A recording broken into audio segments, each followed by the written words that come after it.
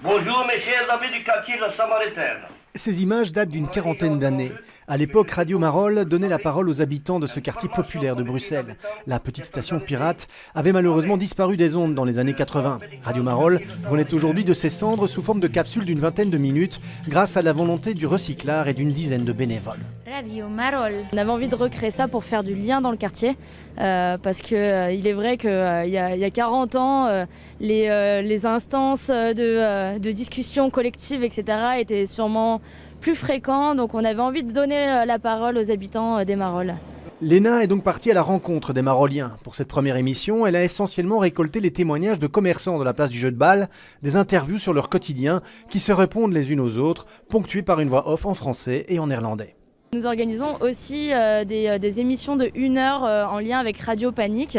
Ils emmènent leur studio mobile sur la place du jeu de balle et nous allons faire intervenir des personnes, des habitants, des commerçants en direct. Et nous allons aussi diffuser des vinyles que nous avons chinés sur la place du jeu de balle, sur le marché aux puces. Outre sur Radio Panique, les émissions seront diffusées dans les bars et les restaurants de la place du jeu de balle. Le premier épisode est d'ailleurs en écoute en ce moment même dans ce café bien connu des Marolliens. Faire revivre quelque chose qui était une radio pirate, etc. Je trouve que c'est assez sympa. Surtout que les Marolles, c'est vraiment un village. Donc à Bruxelles, on est vraiment pas dans la ville ici, on est sur la place ici, c'est vraiment un village. Un village reconnaissant pour cette initiative, le deuxième épisode de Radio Marolles sera écoutable au Mouton Bleu lundi prochain. Ça commence.